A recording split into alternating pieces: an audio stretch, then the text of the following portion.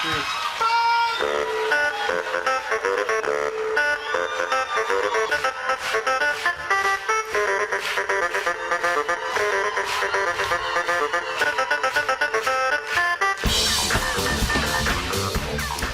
Hello and welcome to SuperCoach Edge, and it is post round one.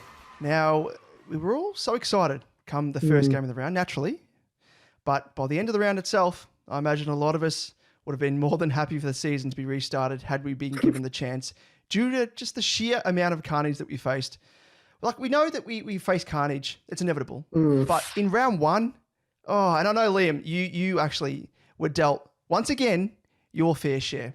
The curse seemed to continue with not just one, but two injuries to my side in round one. Luckily, it looks like, we'll touch on this, but Liam Jones might keep his spot. Yeah. But obviously have Stewart, who, went down with his, a medial or something. Yeah. But you know what? It's all good. It's all good. This round was just a practice, wasn't it? It's not. It's not a real thing. It kicks off this week. Yeah, that's a fair point. That's what I thought. Yeah, and then they throw in like extra, couple extra trays, like like multi balls, like in pinball, where there's going to be multiple balls on the ground at any one time, so you can kick multiple goals at one time. Amazing. But yeah, the SuperCoach guides, absolutely unrelenting. And whilst I thought myself would come through unscathed early days, having dodged the Stewart bullet, which I'll get into shortly as to how I did so, it turned out no one could escape. Underlined by, Jones getting injured, and then Laird dishing up just what can be described as a flaming turd as captain. As captain, like, fair enough, it's bad enough having him, but as captain, just so deflating. Now, we like to think of SuperCoach Edge here as a safe space for you to vent your grievances, much like an AA meeting for fellow SuperCoach addicts like ourselves. So feel free to hit us up via... Yes, you can hit us up on Twitter at @SuperCoach_Edge, Damon at DemoJ88, myself at Liam Evans _95. As we said, it's a safe place. We can all come together and console ourselves. Facebook, Insta, and TikTok, just search SuperCoach Edge and you'll find us there. Yeah, we'll be pumping out the content, but I can guarantee you that we're all feeling just as low as everybody else. But we'll touch on that soon. Yes, but before we kick off, let's give a massive shout out to those that joined our Patreon for season 2023. So very exciting. We want to welcome to the SuperCoach Edge Patreon community Dylan, Scott Arthur, Wade, Matthew. Different from Quaid. Sorry, Wade. This is the second take. I had a typo when we called you Quaid. What do you want, Mr. Quaid? The same as you. To remember. So having said that, I think we both decided that Quaid's actually a cooler name. So maybe go for Quaid. I don't mind Wade though. Yeah, Wade's good. I like Wade. Wayne and Quaid, it's kind of like a bit of a amalgamation of both. So not bad. Yeah, not bad. Love it. Something to think about.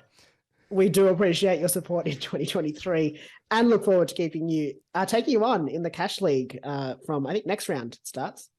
Yes, next round it does start. We'll be running through the matchups in the Discord, of course. So keep a watch on that, and banter and whatnot will be flying left, right, and center, as will the insults, no doubt. So feel free to throw them our way. But it's always nice to have the support of our listeners and viewers alike. So very much thank you to all of you. And we will endeavour to get everyone's name correct going forward from here on out.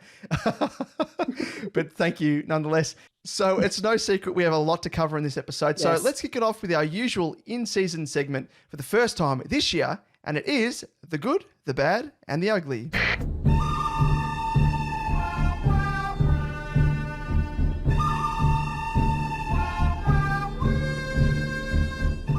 Now, there was probably more bad and ugly than good, so instead of naming all of our failures, as we'd be here pretty much all day, we'll instead use this segment this week to quickly fill you in on how our teams ended up shaping up, because we did do our final team release or final team reveal. However, with the carnage, even pre-round one, with changes and omissions and whatnot, we had to again change our final team to a final team. You'll see my team up on screen now, and the big change was downgrading Yo to McKenna, which turned into a win. My second choice for Yo was actually initially Bose, who was also injured. And the third, who was Crozier, was left out of the side. So it got me thinking, okay, well, who's my fourth option? And it was another mid-pricer who I thought could make as much bank potentially as Yo. And we'd spoken about him in episodes prior. And you'd spoken about him, Liam, as well at length. And you highlighted how, and it's sort of partially blaming you here, but no, I'm going to blame myself. This player... I am willing to take the blame. I am willing to take the blame. This particular player had a really favourable fixture early on, at least first 6 games of the season or thereabouts. And he does. But I didn't factor in that this player is none other than Nat Fyfe. And I took a stroll, you could say, down the path that I was thinking the SuperCoach guides were directing me on, because all my other options were either injured or omitted. And so I upgraded McLean to the older Bruhn boy. And do I regret it? Yeah. Hey, let's just say that I'm a glutton for punishment. But let's never speak of this ever again, even though I reckon this is probably the 5th time that he's burnt me now across the journey.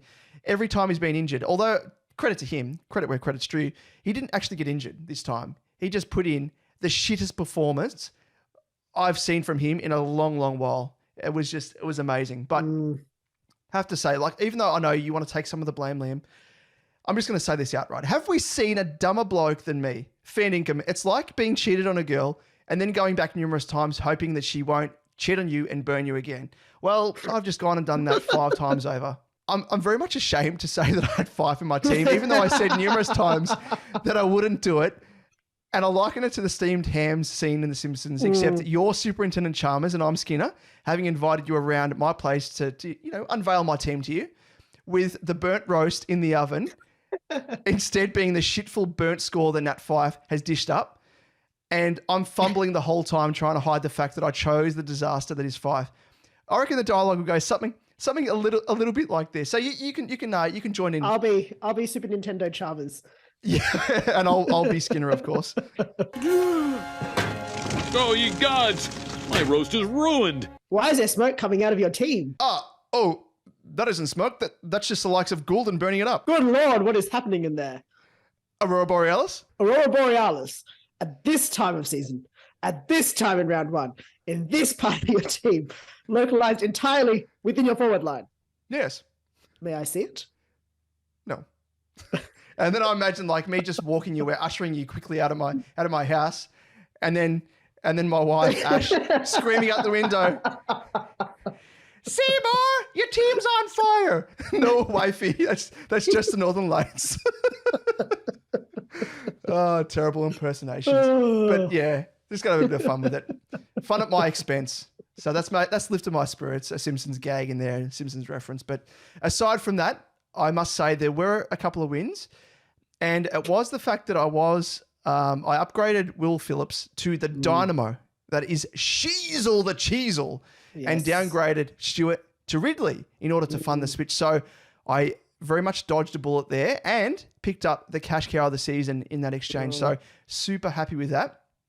And I think overall I was stoked.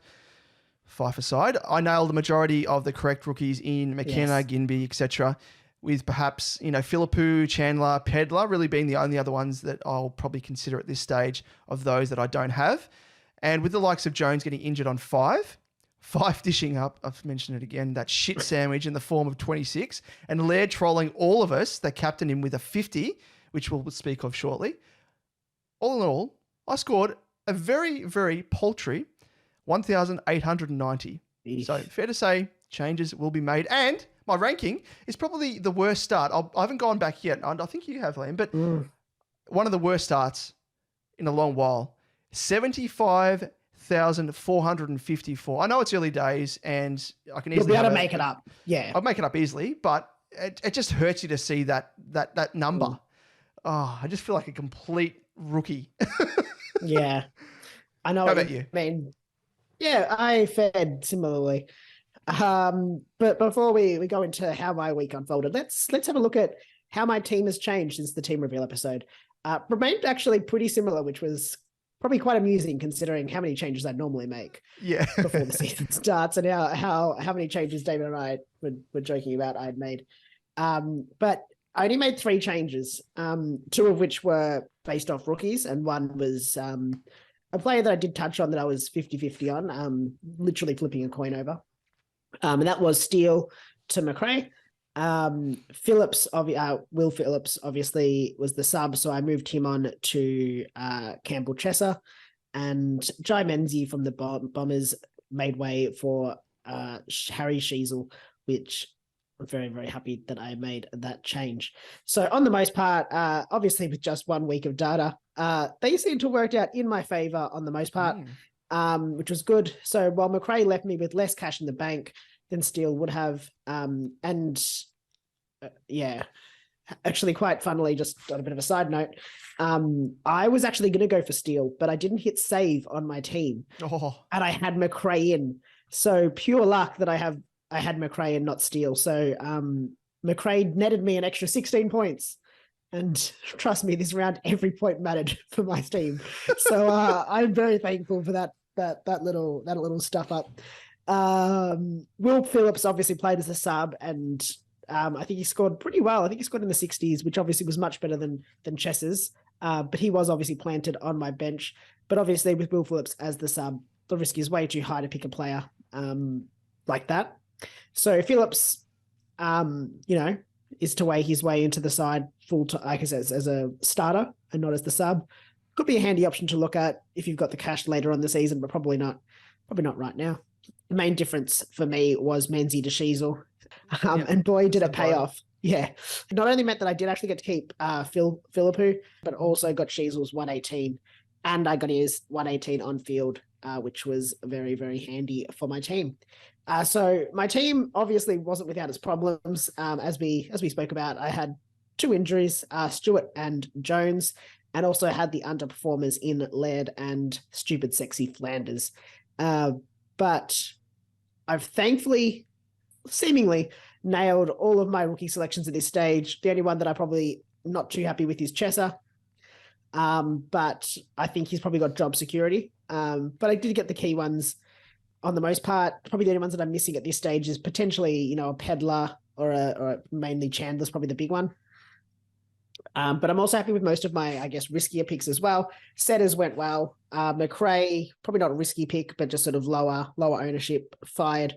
And Goulden, despite the fact that he is in a lot of teams, I'm going to classify him as my riskier pick because I'm very happy with how he played and what he showed us. Downtown from last year, round 23. That's Goulden. The prediction. That is Good it. boy. My boy. I guess one thing I will say, I was a bit frustrated as I did actually consider taking Doherty's 108 as a VC score, which I would never do. And I don't know why I considered it. I just felt like, I think I got to Saturday night and I was like, no one's doing great. Like I didn't really feel like any of the obvious choices for a VC, for a C were scoring, that 125, 130, 135 sort of score. And I was like, oh, maybe it's worth taking the risk. Just playing it safe and taking Doherty's 108. Didn't do it because I thought, Stewart's injured. I've got an 18 on field. Who gives a shit? Might as well try and see what points I can get. But funnily enough, I probably should have done it. But it is what it is. So in terms of score, I did finish on 1,937. So not great. But I was actually pretty happy considering, I had 2 injuries, like a 5 and a 5. An 18 and a 50 as my captain score, like so 100, for the captain score. So not too devastated by that, considering I had a bit of a shit show. My ranking's not much greater, 55,499th overall. I did have a look back. I don't actually think I've ever been ranked that poorly at any stage of a season in SuperCoach. So definitely not happy with that, but I think we'll build. And I think considering the shit show that went on, I think we'll hopefully have better days ahead. But now let's have a look at our head-to-head because I'm finally sitting on top for once. It took you how many weeks last season, but you're here. It's a new slate, and this exactly. You know what? And it's like the Bombers are on top, first on the ladder. I'm on top, first in the ladder. Yep. Oh, there you go. Love and life. It's parallels. getting altitude sickness up here. I obviously the one win, and we've got a point differential of just 47. So very easy for us to make, for either of us to, well, for you to make that up, but for, that to be squandered by myself. So even at this early stage of the season, we should do a live ladder. Oh yeah, I'll imagine that. I did actually see that. I'm pretty sure one of the broadcasters had a live ladder halfway through the round. And I'm like, not every player to even play it. Like, it's just, why have a live ladder in round one? Yeah, that makes absolutely no sense. It's like when Carlton and Richmond drew, it's like, okay, well, they both got the exact same percentage. They played literally one game against each other. Like, could be any more of a draw. It's like, oh, okay, well, we'll finish like 9th and 10th at the end of the round. Like, just knowing that. So it's just, it doesn't mean anything. It's nice though. It's nice. It does mean something for Don supporters though, I imagine. It does. But just keep in mind what happened with absolutely nothing. It means absolutely nothing. I'm definitely honest. At least the one thing with Carlton is that I think we're in the 8 for every round of the season or something, bar when we lost to Collingwood. And we're not in the 8. So that bodes well for us. So that's good enough for me. I'll take that as a win, even though we drew. Yeah. But it's amazing, isn't it? Like, I think there's 47 points difference and already in ranking. And this is probably feeds into that discussion about ladder. It's like, you're 55,000 and I'm 75,000. 20,000 difference. It's massive. Yeah. Like a massive difference in terms of ranking, but really 47 points is nothing. Like, that's one good rookie score. Like one of your rookies that I don't have scoring well, or Fyfe just actually scoring half decent. That bloke's name. I'm gonna have to ban his name. He's a burnt roast in the oven to me. That's all he is. And I prefer steamed hams to him. But yeah, I guess what we're trying to say with discussion about that is don't be worried about your round one performance. Like, we're all pretty down. Everyone's had a shit one, so don't stress. And don't read too much into the ranking, because you can easily make it up. You can see that there's 20K ranking spots difference there, just with the pure fact that we've got 47 points difference between us. So, like, there's much of a muchness. So don't stress about that. And having said that, Liam, I'm going to come back. I'm going to get a win next week. I will. And you know why? Because I'm going to trade out that bloke. He's gone. And he's going to score 200. He's going to kick 10 against North. And that would require him getting the ball in his hands. Absolute twerp he is. Anyway, probably a good time, because we have stalled long enough. It's time to face our fears and address the numerous issues and potential trade conundrums already presented to us post round one in The Price is Right. Show me the money. Does that make you feel good just to say that? And for those tuning in for the first time, The Price is Right is the segment where we discuss potential trades and trade targets from week to week, or whether a specific player under question should even be traded at all. And before I get into this, I actually must mention that I forgot about, amongst all the chaos, that stupid sexy one, Flanders, in my team as well. Sputtered it up. Well, he didn't sput it up, but wasn't too bad a score, but yeah, should have been better. But we'll mention him shortly in this segment. So first up, we have the injured duo, and it is Tom Stewart and Liam Jones, both defenders, obviously. Stewart, he's been ruled out for potentially up to a month, so unfortunately he is a must-trade. Jones had a pinched nerve in his neck, and multiple reports have now said that he could still play this weekend. More conservatively, you'd probably think he could miss one game, but even so, with a score of 5 in his first rolling average, price change will stunt his cash generation. So the question begs, is he even worth hanging on to, given he struggled in the game time that he did play? He didn't look on. I don't know. Like, it's hard to say. Like, it was like light and shade between what we saw in the preseason with those 11 marks compared to up until when he got injured. But from what I saw, he didn't look too good. And as we all know, picking key position defenders is fraught with danger. So probably no surprise that you're going to have those peaks and troughs. Trading options, Liam, I'll let you roll through these.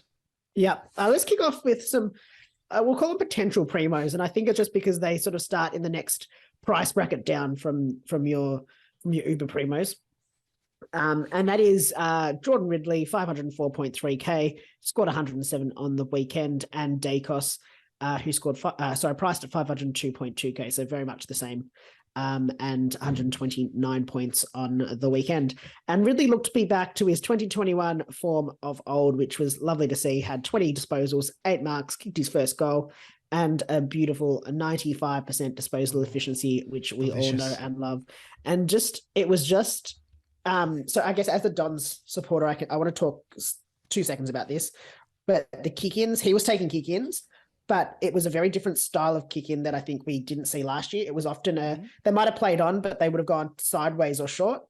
This was really taking the sort of the kick-in, playing on, running 20 meters up the field and then kicking it long. So I think there's a positive there, not as much short stuff, very little short stuff. So I think that's a positive for him in terms of his kick-ins. He did obviously take 45% and played on from all of them, as I guess you could see from what I just said. Dacos, on the other hand, surprisingly not tagged like we thought he would be, which I was surprised by as well, considering I thought Geelong had some good options that could do it in O'Connor quite obviously. He racked up 35 disposals, 7 marks, and an incredible 91% disposal efficiency, topped off by 33% kick-ins as well. And he just demanded the ball as well. There was a number of times where it seems as though the game plan is almost to get it into his hands. It's like the first in the chain, very much so. And there was a few times where it was like you could actually see he was almost demanding the ball from his opponent, from his teammates. So that's positive, I guess, if you're an owner. Both priced obviously around that 500k mark. We'll just jump back into it. And in the case of Stewart, obviously downgrading would give you close to 100k, which is very nice and could be used to address some other issues in your team, such as the burnt roast. Oh, you gods! My roast is ruined. Or sexy Flanders. And in terms of Jones, it would cost you, 280k or so to afford it. If you were to, upgrade to Ridley or Dacos, and certainly would come at the expense of downgrading elsewhere. So you're obviously going to have to balance that across your field. Yep. Like it. Both are really good options. And just quickly on Ridley as well, you mentioned about that style of the kick outs. And I think it's like if you kick it over 40 meters, and even though it goes to a contest, it's still counted as an effective kick, as opposed to if you're kicking a up to 40 meters or whatever, or below 40 meters to a contest, it's counted as ineffective. So that bodes well in terms of kickouts from that stat. So really, really good. And he was marking well, looked really good. Dakes was awesome. He was like the first in the chain of possessions, and then like the third, sometimes the fifth. Like he just run on. So I love that style of play. But yeah, it came out today that Port will be paying him close attention. So look out for that. And just, I guess, quickly, sorry, before we go too much further, the difference between Ridley and Dacos to me is that Dacos is going to get tagged. Ridley's much less likely to get that defensive forward role. As in like someone playing defensively as a forward on him. But Dacos will get tagged. And so I think that's where the risk is. Dacos probably has a higher ceiling if he does get free reign. But he'll also have a lower floor because he's probably going to get tagged. And as we saw in the preseason, it is effective. Exactly right. And apart from those value potential primo selections there are the traditional primo/keeper selections that you can sideways trade to, especially in the case of Stewart anyway. So we have Sicily priced at 634.7k, scored 111 on the weekend. Doherty priced at 603.6k, scored 108. And Dawson priced at 603.1, scored 97. So chances are you might already have one or two of these guys, but nonetheless all present as super reliable replacements for Stewart, given they are all predicted to finish among the top 6 defensive scorers for the season. In terms of Stewart, the safest option is switching across to one of these three. Reliable and safe, really. Virtually cost you no extra swapping swapping to Doc and Dawson. But if you were swapping him to Sicily, it would require an extra 20k, believe it or not. So with that, I suppose it's something to weigh up, which we will go into shortly. But when it comes to Jones, it'd require a whopping 380k and completely tearing your side apart potentially with 2 downgrades in order to afford this. So you'd need to activate the boost to downgrade, do another downgrade, and then upgrade. Let's touch on the cash cows and the stepping stones. potentially. They're probably a bit more applicable to Liam Jones. I probably wouldn't advise going from Stewart down to a rookie. But hey, do what you like. It's your and team. I guess, yeah, it's your team. I'm not the boss of you. In terms of cash cows, and probably more stepping stones in this case to start off with, it's Stocker is a good option. Had 74 on the weekend. Gota, higher priced rookie-ish player with 57. McKenna, 93. Loved it. Love what I saw from him. Ginby, 85. Assuming you probably already have him in, but if you don't, definitely a good option to bring in. And Cole, who scored 78. They topped the list of the potential sideways or downgrade options for Liam Jones, but probably not for Stewart. Very nice. Well, let's go through the verdict for each of the players and potential options and avenues that you could take. So with Tom Stewart, I think either option hold merit, really. Yep.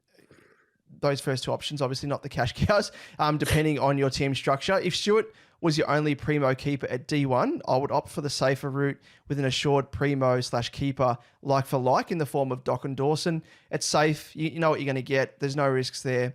And you're not ruining the structure of your entire side. And yeah, I think just the fact that Sicily would require, as I mentioned before, that extra 20K, make him probably the less attractive of the three.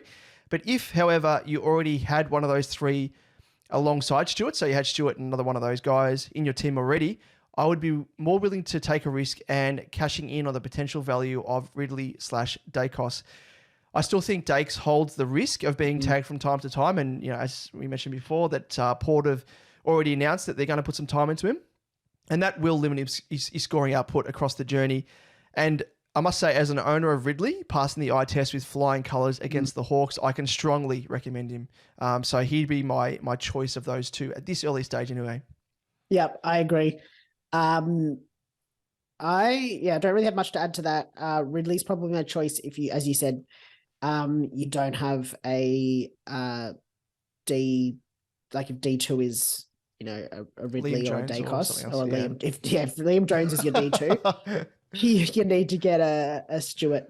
You need to replace Stewart with anyone that we sort of mentioned before in terms of Doherty or Dawson. I think as well, depending on your what other issues you have, you may want to consider who you go to. But I think it really comes down to if he's assuming he's in your D2 spot or your D1 and you've got a decent D2 in Doherty or Dawson or whoever. I think Ridley or Dacos is probably where I'd be going. I as an owner, I'm probably going down to Ridley. I think he passed the eye test, as you said. But if you've got other issues like a Fyfe, a Bruhn as well, you could downgrade Stewart to a Dacos or a Ridley, and then you've got 100K that you could use to help you with Fyfe or Bruhn.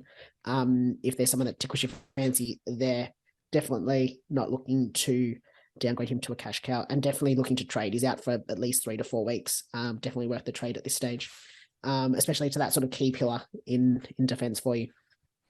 Very nice. Well, let's move on to Liam Jones. So for me, depending on who you already own and ranking the cash cows / stepping stones in order, it'd be Ginby, who a lot of people already have. And if you don't have him, then try and get him, obviously. Then it's McKenna, Stocker, Cole, and Gota for me, factoring in scoring potential and job security across all of those. Keeping in mind, we have only seen 1 round's worth of form line to really make an assessment. But don't mind the idea of upgrading him also to a Ridley/Dacos, but only if you are downgrading a risky mid-pricer that's disappointed, such as a Flanders, the burnt roast, Bruhn, those sort of players.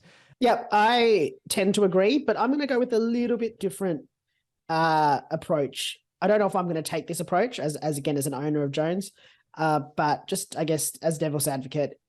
It does appear like he might play this weekend. So I don't mind taking the risk and keeping him for another week. Obviously he doesn't drop in cash until round 3 after playing round 3. So if you kept him in this week, you're getting another chance to see how he goes, and another chance to see which rookies or which sideways options are potentially better option for you. And as the Skodfather, himself, Abdul, tweeted, Frio's defenders, and you'll be able to see this, Frio's defenders scored really well against the Saints. And Liam Jones does face the Saints this weekend. And don't forget, he scored really well against North in the preseason match. I think the way that Melbourne sort of approached the forward 50 is probably the issue that he had and why he found it hard to score well before obviously being subbed off. I think with St Kilda, they're probably more likely to bomb it in side 50. And with their weakened forward line, he's probably going to have a bit of a field day with some intercept marks.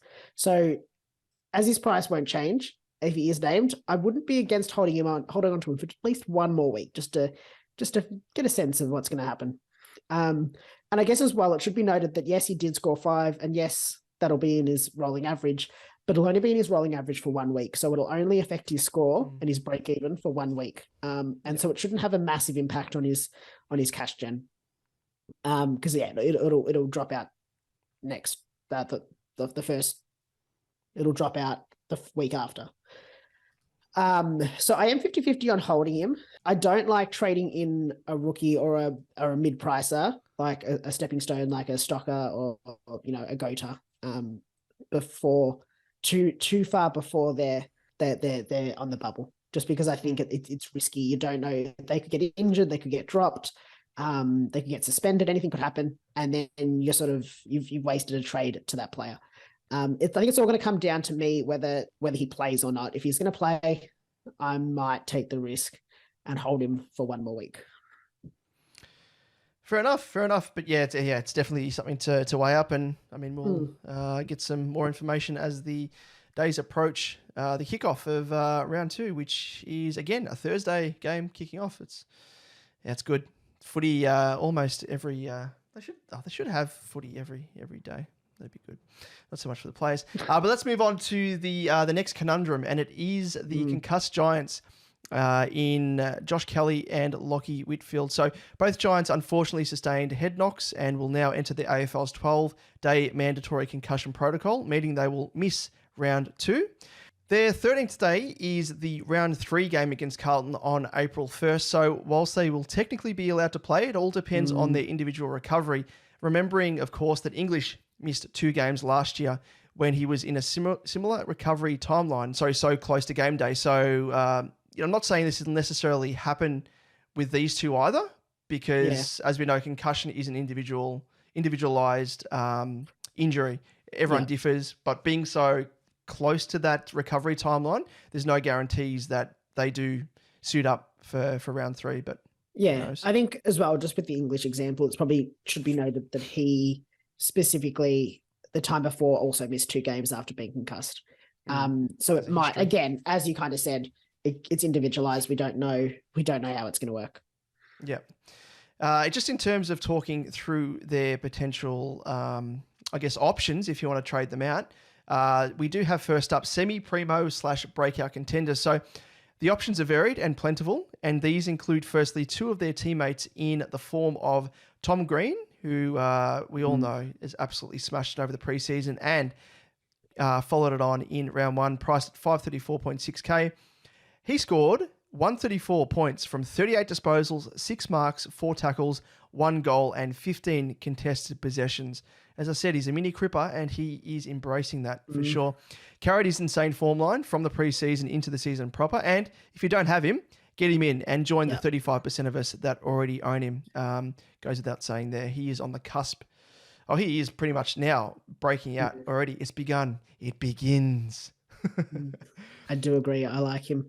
Moving on to, I guess, his teammate in Finn Callahan, 244k, scored 101 on the weekend from 25 disposals, 6 marks, and a disposal efficiency of 84%.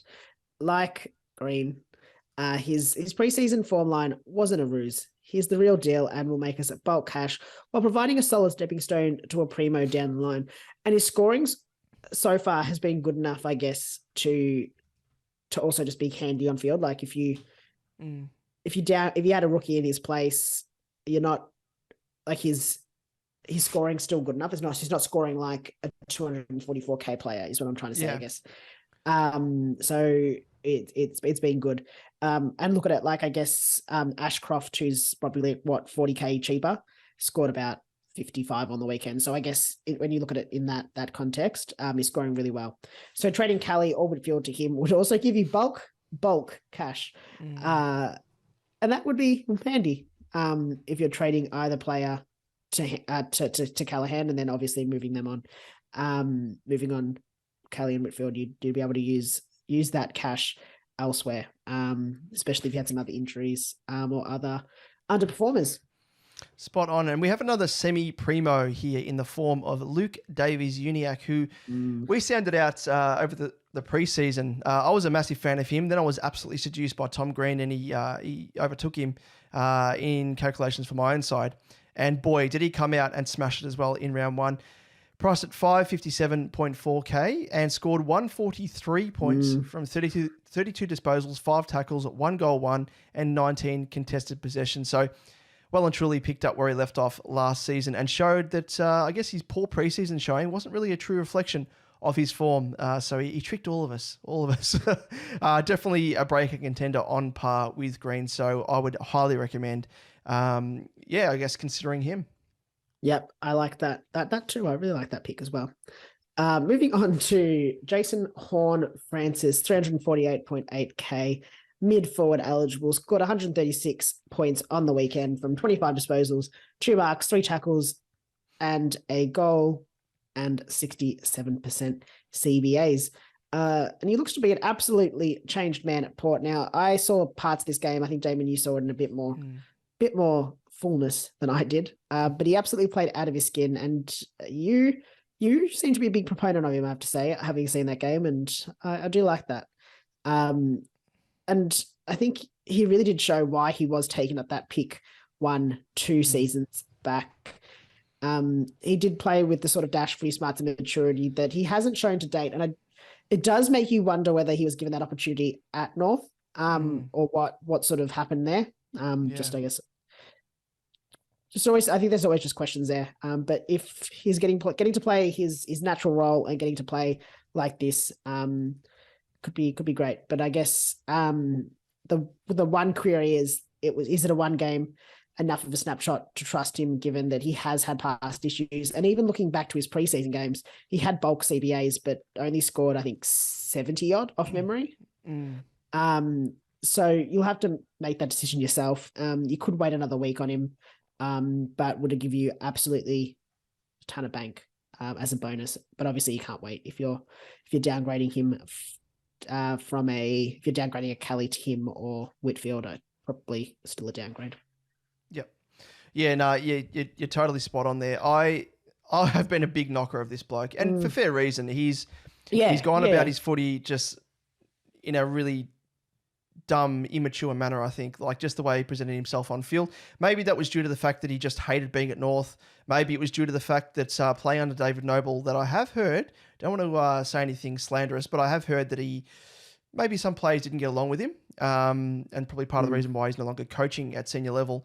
Maybe it feeds into all those things, but for me, I am not joking. He reminded me, like, have a look at YouTube and look at old vision of Bucks, Nathan Buckley playing at the Pies, and even Brisbane in his first year. Reminds me the way he moves, the way he carries himself, the way he plays. He was even doing look away handballs, like, and just hitting up blokes, like plays that like a Pendlebury would do, like with his eyes closed. Like he was killing it. I could elaborate on this more, but yeah, just suffice to say that I was blown away. I don't think this is the same player. Like Jason Horne-Francis at Port compared to North Melbourne, chalk and cheese. So I wouldn't be too worried about selecting him. And he's actually part of the reason why I'm considering him potentially as an in this week. Like going a week early, you could potentially go and wait maybe another week, which would be the smarter thing to do. But I like him. I like at that price point, especially as well. I think back to people like, JP, who obviously won SuperCoach last year. He went early on Cripper and paid dividends. And people are saying about Boak returning to the side as well. I think Boak's going to probably play more time up forward like he did years ago. He's at that age now where they should be looking to the next phase of talent like they have with Rosie and Butters already. So I think that's enough to suggest that they're going to be... And they paid up they sold the farmer virtually to get Horne-Francis. So I think they're going to give him the best opportunity to flourish, and that's probably in the engine room, I think. So I am all on board. No, I like it. On to the last player in terms of, breakout contenders. You should probably call this guy. And it is James Worpel, priced at 309.3k, scored 97 points from 29 disposals, 3 marks, 3 tackles, and 14 contested possessions, and had 77% CBAs. And as we always say, release disposal efficiency, you let him down slightly, 69%, and did hold back that scoring ceiling. But he continued on his hot preseason form with a nice showing against your mob in the Dons. Comes with a similar risk to Jason Horne-Francis, especially when it comes to pulling the trigger on him early, but he will afford you money in the bank also. So weigh that up. If it does afford you a bit of extra cash, which you can use and put to good use with another trade, I would definitely think about doing that trade this week. But if you can afford to hold out, do so. But I mean, speaking of Kelly and Whitfield, you're just gonna have to wait and see as to what news come out about them if you are willing to wait. Yep. And I think with James Worpel, seeing him firsthand, like he looked good, butcher, absolute butcher, but he was just collecting the ball at will, I feel, especially in and around the CBAs. When you compare him to a JHF, I guess you're saving 40 odd K. You're probably getting someone who's a little bit more of a sure thing, or had a bit more recent scoring form. In terms of through the preseason, Worpel scored about the 90 odd off memory in the practice match. Scored again 97. Obviously, I mean, you don't know what Mitchell's going to do, having lost the way that they did. I don't think Worpel will be on the, like, I can't see Worpel being on the block. I don't think he was the reason. But yeah, it'll come down to whether Mitchell decides as well that he wants to really focus on the youth coming through. But I liked what I saw from Worpel, and I would consider him. But JHF also has that handy DPP status, so it's a real flip of the coin for me. In terms of other options, we got some premos, and we're not going to go through them, but we'll just list a couple. In terms of premos, you've got the caliber of Bont, Oliver, Parrish, Cogs, Cripper, all looked good on the weekend and all presented as viable, safe options, depending on how much money you have to spend. And I just don't think there's much more to say about them. They're safe, they're reliable. They're probably, those that you could pick and just feel comfortable that you're going to get a decent score from. Obviously, the likes of those breakout contenders might save you some cash, but probably come with a little bit more risk. Yeah, spot on. Just in terms of our overall verdict, so with these two, I'm in two minds here as to whether or not you trade. If this was post round 3 when prices had changed, I would say hold. Yeah. But given prices are yet to change and we have an extra trade this season, I would say consider this a luxury injury/correction trade reserved every year, which you should be doing pre-price changes. And I think get your trade on. Do it while you can. Holding out a week means you're going to have to field a rookie. So that does really put a dent in your scoring potential overall. Yeah, don't hate it. I really think it comes down to what issues you have on your side.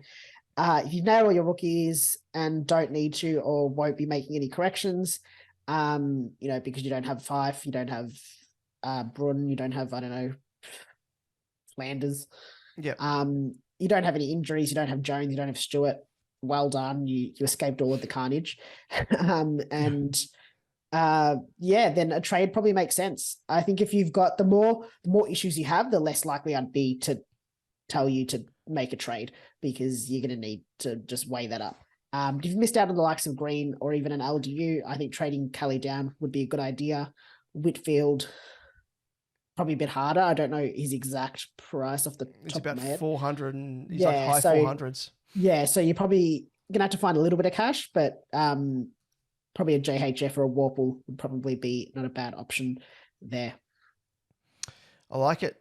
Yeah, if you got enough, sorry, I didn't mention which guys to go for. I think there's merit in going for any of those guys, really. Comes down to how much cash you have. And whether or not that cash is better spent on another trade if you have to deal with the likes of Jones as well. But just weigh all that up. But I think, there's merit in doing any of those things. Yeah. But let's move on to the underperformers, we'll call them. We'll group them all together. And it is, believe it or not, Laird, Hopper, Fyfe, I've said his name again, Flanders, and Bruhn. So on top of injuries, we also had these underperformers who failed to impress. Rory Laird, he does headline this list, believe it or not, with a score of just 50. Came off the back of just 18 disposals, 2 tackles, a disposal efficiency of just 67%. Still had the high CBAs with 22, which was the highest of the mids for the Crows, but only 206 metres gained and lowish time on ground of 77%, which I must admit, I was watching the game and I had fan footy open as well at the same time, just to see, because I couldn't spot him on field at all. And he was on the bench so much, which lends me to think that maybe he wasn't right. Maybe he was sick. Maybe he was suffering from something illness-wise, and he was being managed because it was such an un-Laird-like game. It was just really unusual. I think it was his lowest score since 2014 as well. So it shows that you have to delve way back into the archives to find a score like this that he's punched out. So whilst it is concerning, it is 1 week. And like you mentioned earlier, it's only going to be his rolling average for that 1 week. For the first 3 rounds of the rolling average. Yeah. And then it goes out of his rolling average. So not the end of the world, but just keep watch. Let's jump into Hopper, and that was I don't have him. I'm glad I don't have him because he also underwhelmed with a score of 67. I have to say, I was watching his score in that Richmond Carlton game, not praying that he didn't score well, but praying that I hadn't stuffed myself up by going for setters over him.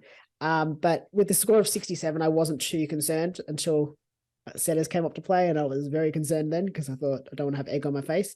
But he did have 18 disposals, 3 tackles, went at just 61% disposal efficiency, did still have the 13 CBAs, but suffered from low time on ground at 72%. Don't think there's massive cause of concern. We'll talk about them. I won't delve too much into it, but yeah, I don't think there's too much cause for concern there. I think someone likened him to Brodie from last year, who actually pumped out a relatively similar score in the first round last year, and had similar time on ground as well. So I can't remember who it was. So whoever it was, sorry, but good stat there. But yeah, it was similar. So one to watch. But let's move on to the roast, the burnt roast himself, Nat Fyfe, and he was another that. Oh no, it's ruined. He scored just 26 points off 9 disposals, just the one behind, 7 marks, and a disposal efficiency of 56%. And then he also had low time on ground at 79%. So, yeah, not looking great. One that you can definitely look to move on, but we'll have our verdict on him a bit later. Put that burnt roast straight in the bin. That's unsalvageable. There was actually at one stage there where he had, I think it was 5 disposals, and it was like at halftime, and 4 of them were turnovers.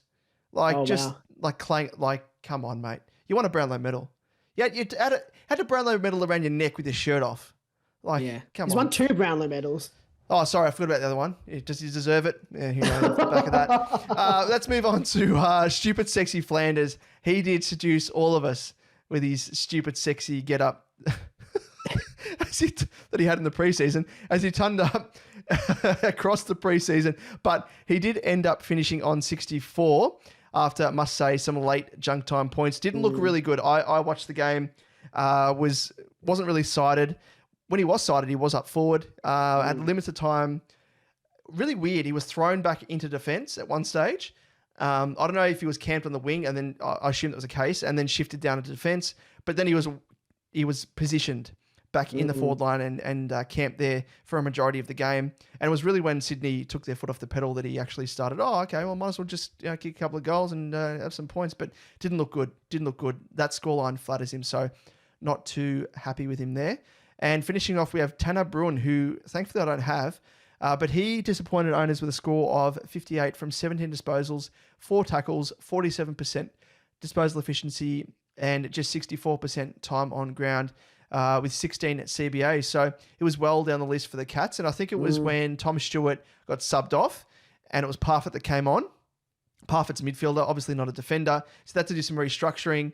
And there was just no room for Bruhn in the midfield, which was the big concern for me heading into the season, which prompted me not to select him just because we know what Scott's like.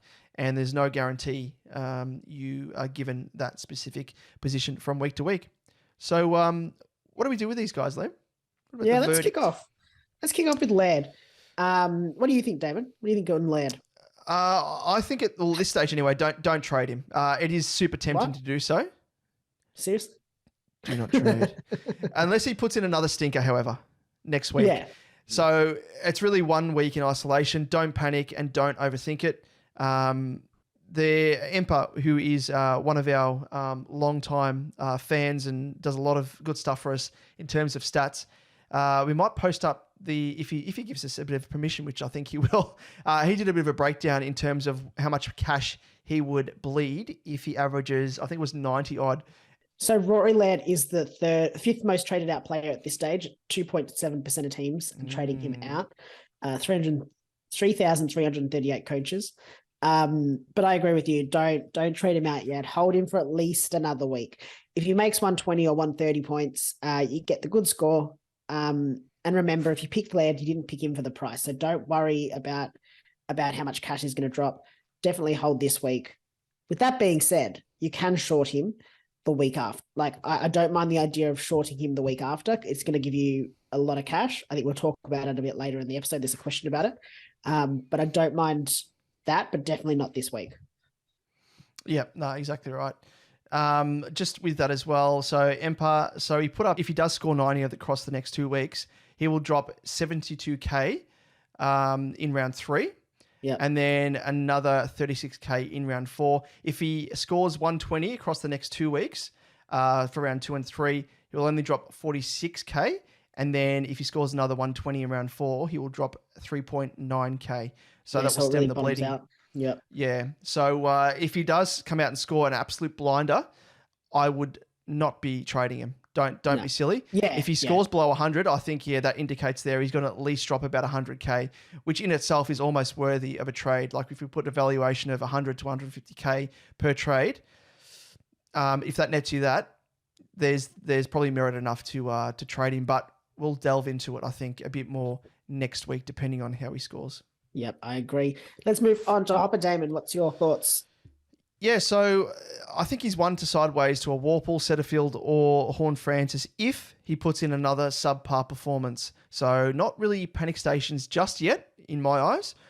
Wait and see how he performs and then make an assessment from there. At least there's enough options there to choose from if he does spud it up. Agreed. Concerning with his score, but I don't think it's necessarily time to panic. Hold on to him this week, but a corrective trade to Warple, JHF, Setterfield, or the like, probably on the cards. Yep.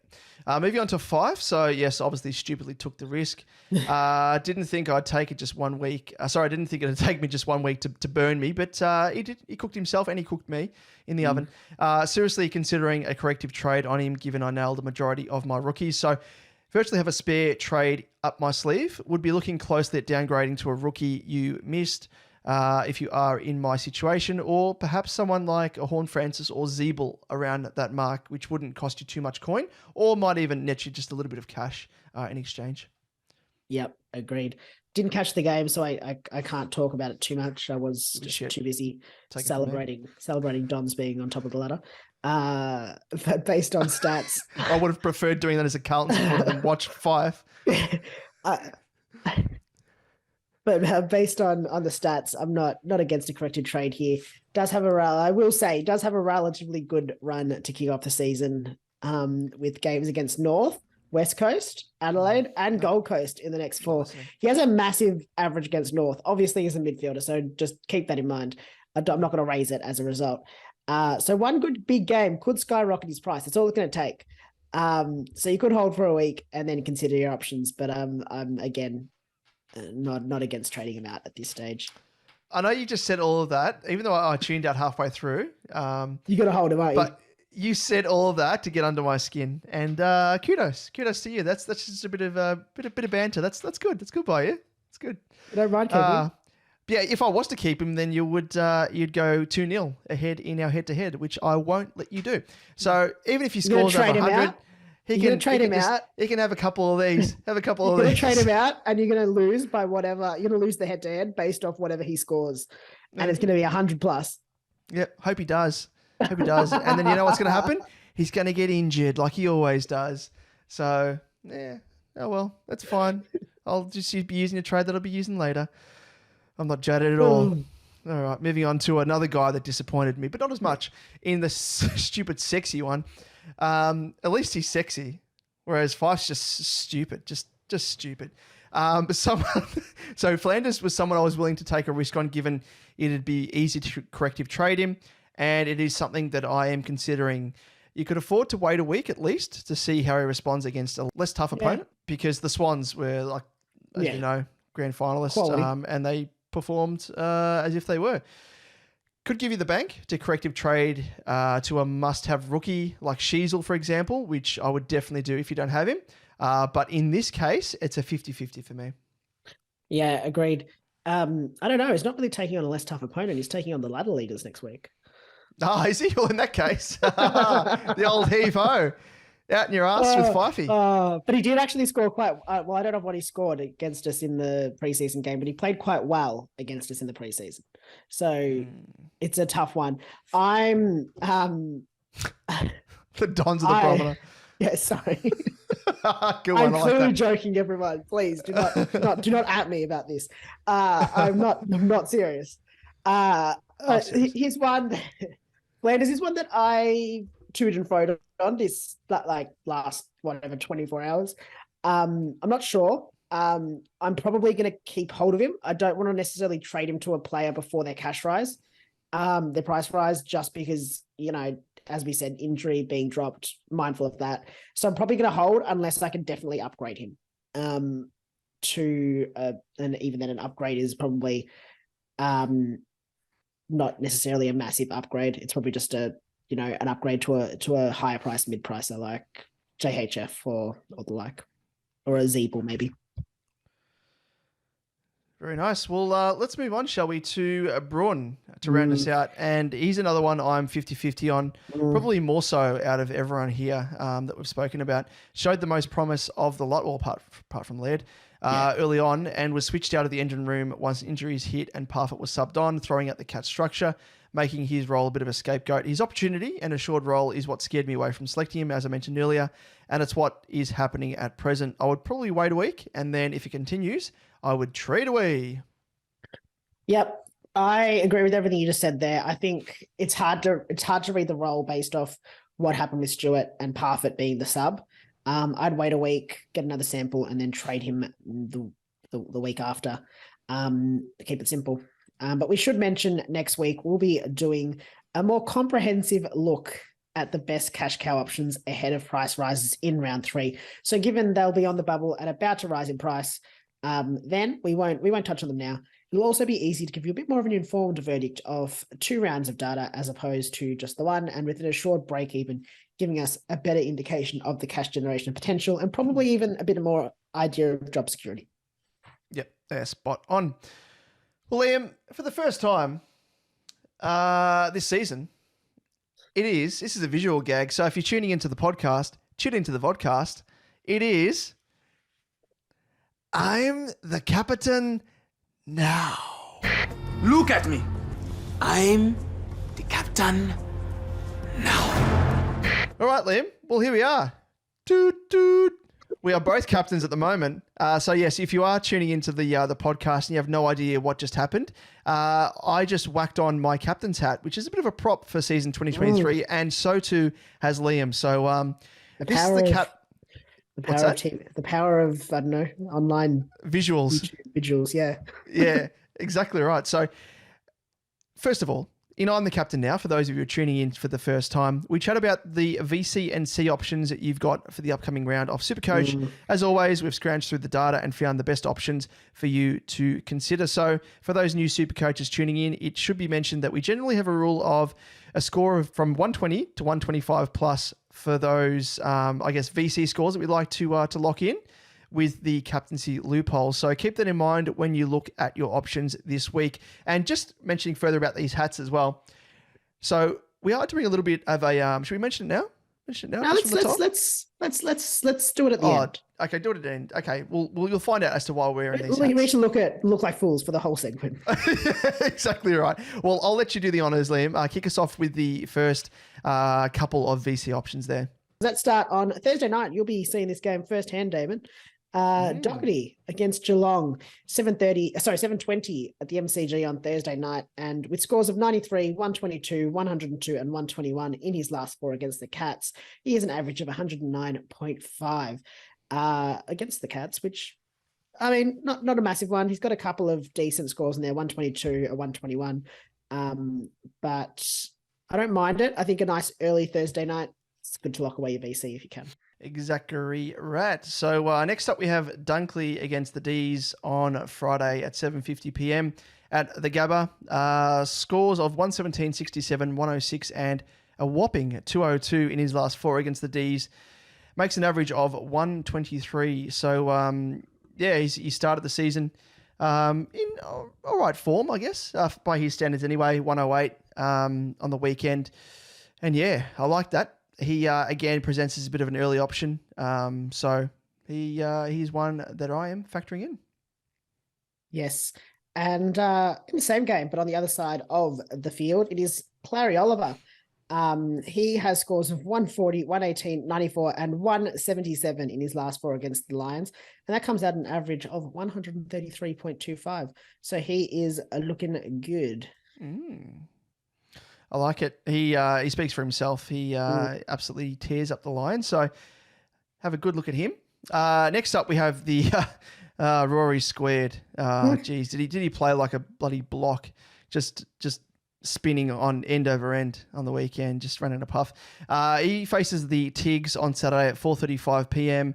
at the Adelaide Oval, and he's had scores of 120, 92, 108 and 121 in his last 4 against the Tigers for an average of 110.25. So keep him in mind as well. Yes, and rounding out our VC options, playing in that same game, it is Jordan Dawson. He has scores of 101, 115, 75 and 104 in his last 4 against the Tigers, coming up at an average of 98.75. Probably not a bad option to take the risk on for a VC as well, especially considering, a bit of a pod, and I think considering some of the C options that we'll come up with being a little bit more short things. Yep, and as for those captaincy options, let's roll through them now. So first up, we have the Bont up against the Saints on Saturday at 7:25 p.m. at Marvel, and he's had scores of 181, 159, a 94 and a 70. So a bit of a downward trend there, but I think it was the 181 his most recent, potentially? Yeah, most recent. So 181 and 159 most recent. So we're expecting around about a score of 200 on the weekend, going by that rate of scoring, upwards trend, I should say. So yeah, it just speaks for itself. Bont, security, safety. So factor him in. Definitely. Next up on Sunday at 3:20 at Marvel, we've got Miller, Tuk Miller, the running man, up against Essendon, and he has scores of 110, 103, 65, and 134 in his last 4 against the Dons, with an average of 103. I think he could be in for a good score on the weekend. Moving on to Cogs, and he faces West Coast at 6:20 p.m. at Optus Stadium, and he's had scores of 140, 53, 52, and 100 in his last 4 against the Eagles for an average of 86.25. So a bit of a mixed bag there, but he may flourish without the likes of Whitfield and more so Kelly there as well. So to be him, Tom Green, and probably Callahan, hopefully he stays in the wing there where he does his best work, tearing it up against the Eagles. Yep, agreed. And in that same game, on the same team, it is Tommy Green. Got him as a captaincy option. Bit of a risky one, I guess. Probably not one that many people would take. He's only played the 2 games against the Eagles for scores of 102 and 123. Comes out an average of 112.5. But what we've seen on the weekend, 135, I think he scored off memory, or something similar. 134, yep. 134, very close. I think he's a good option. He's a good pod, I guess, option in the sense that I don't think many people will look to captain him. Yep.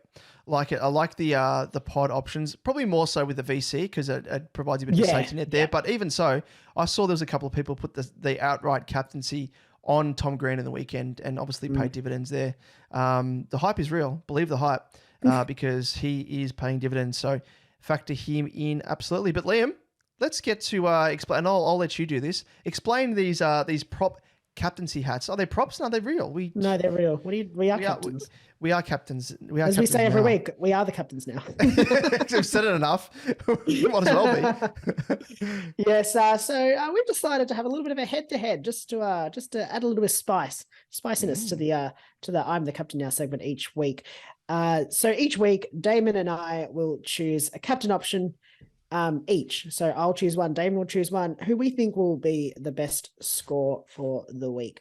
They don't have to be in our sides, but they must obviously be a viable captain option for the community. So we can't choose, I don't know, some random like Dane Rampy, who's in 1.4% of teams. Would have been a good one, but got to choose someone halfway decent. So the rules are simple: highest score from the player wins. And whoever wins gets to wear the captain's hat the following week for I'm the Captain Now, because they are the captain now. Exactly. And we can't choose the same player in consecutive weeks. So if I chose Laird last week, I can't choose Laird this week as well. And we also both can't choose the same player. So we'll alternate who gets to pick first. So we are a little bit of fairness in there. So now that we've set that up, Damon, what do you have for your first pick? I'll let you go first.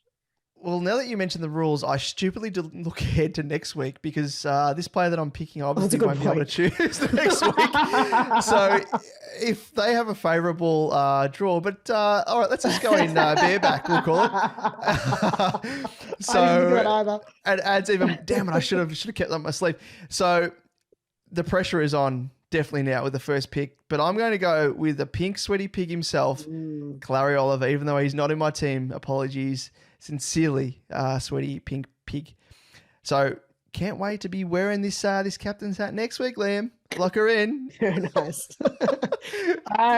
Based off that, I'm going to go with someone that's in my team, and that is Bontempelli. I just don't think you can look past him. 2 most recent scores against the Saints: 181, 159. Admittedly, against a Brett Ratton structure rather than, I guess, the Ross, the boss's defensive strategy. But I think potentially some extra stoppages could help the Bont in and around the ground. I know I'll be wearing the cap next week, so I'm okay with that.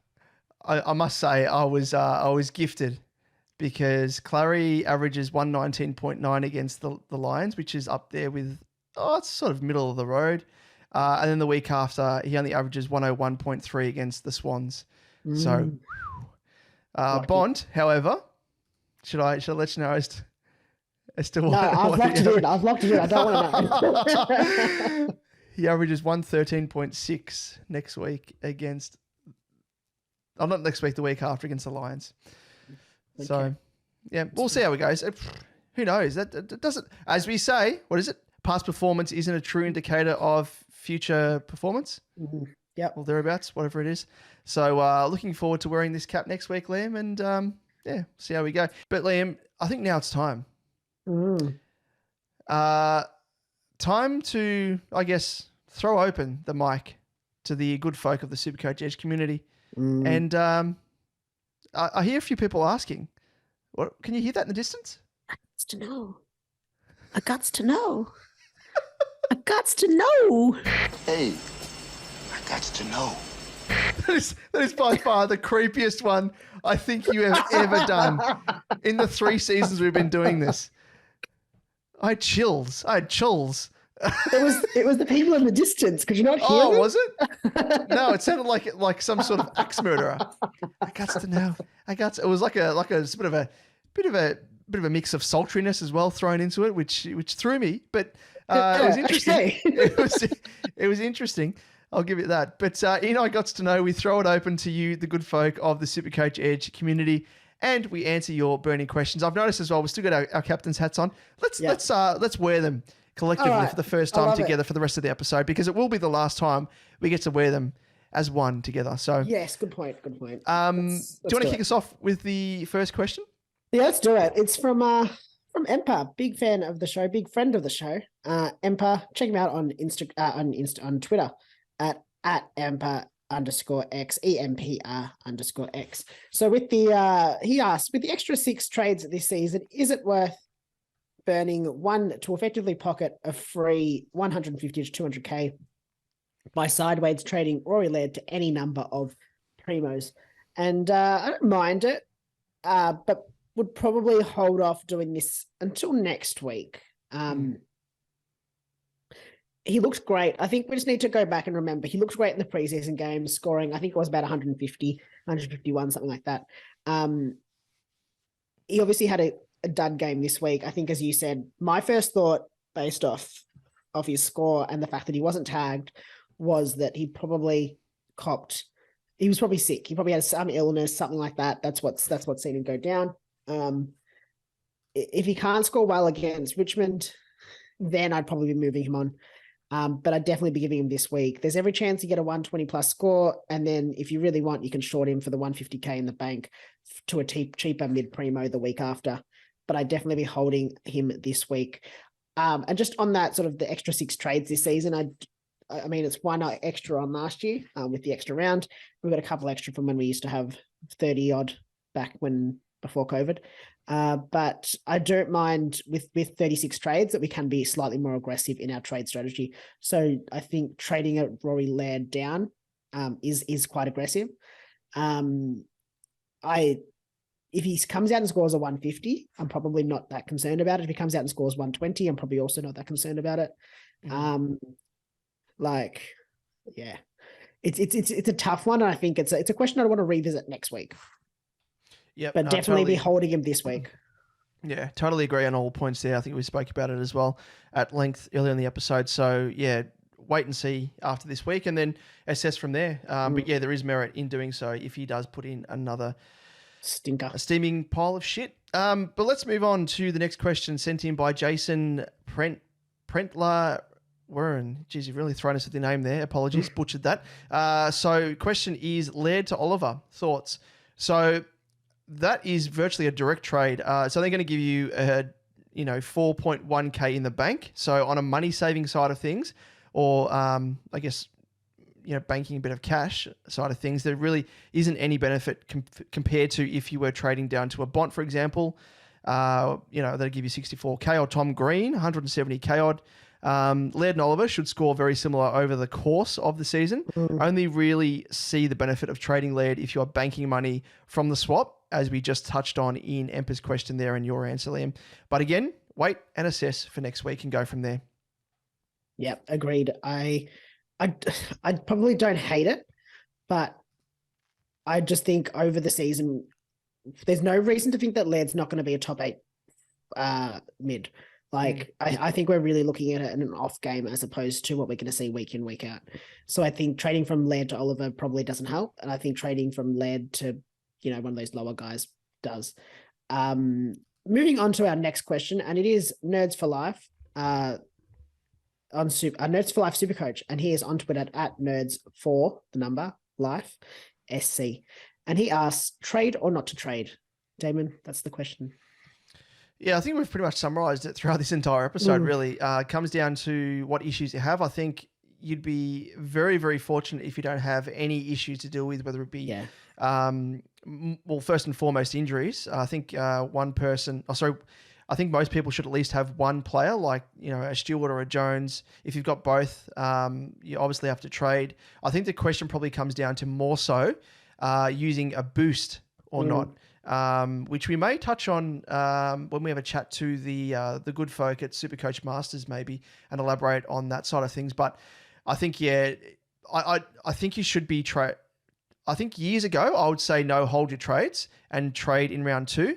But I think it's best used the first 2 weeks anyway before price changes to really set up your side, correct it where you can in terms of missed rookies, the best cash cows.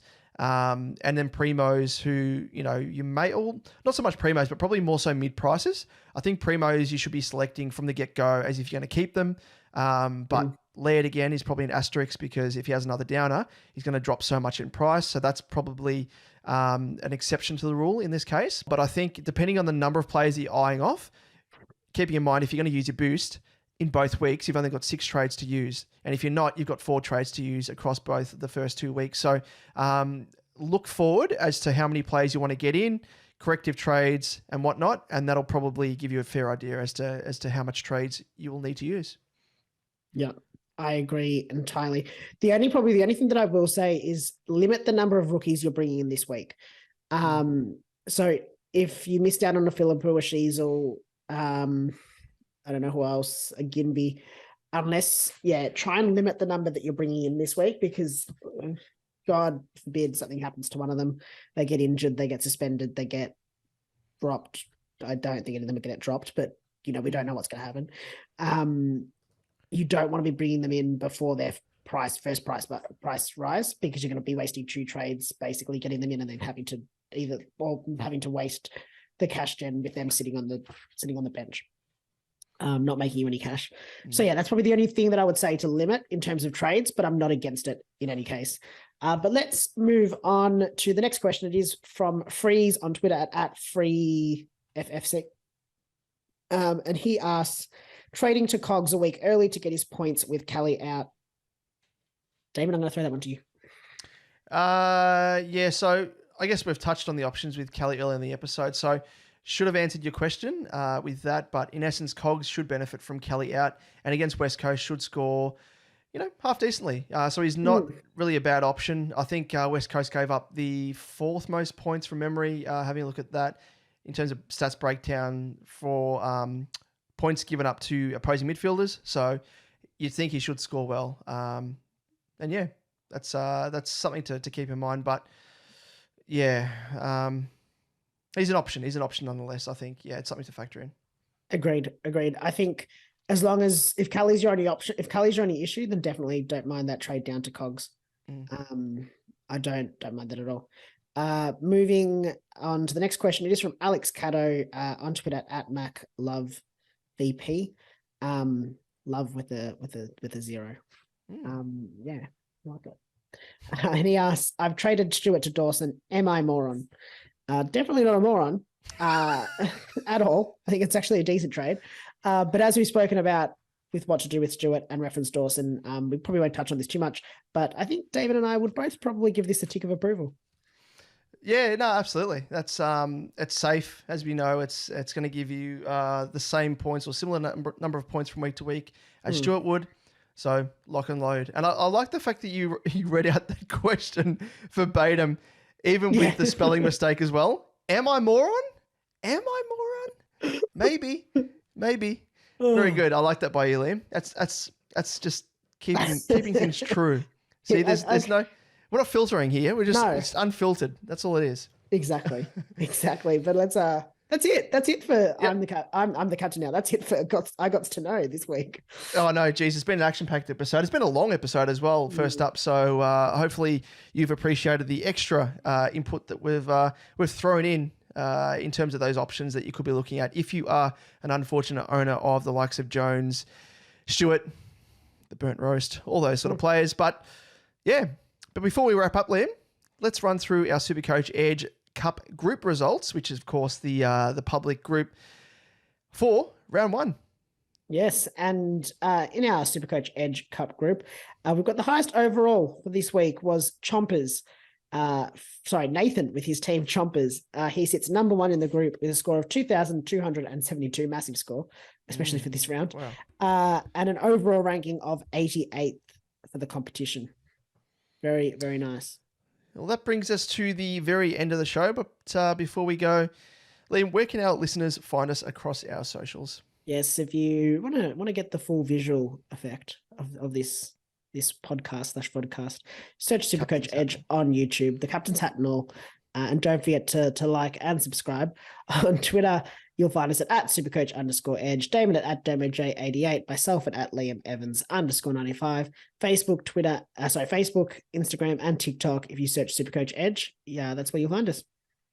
Very nice. Well, let's hope the SuperCoach guides are a little kinder to us all this coming weekend, as the introduction to season 2023 was, fair to say, a baptism of fire. So, fair to say, all the best for the weekend ahead, and we'll catch you same time and same place.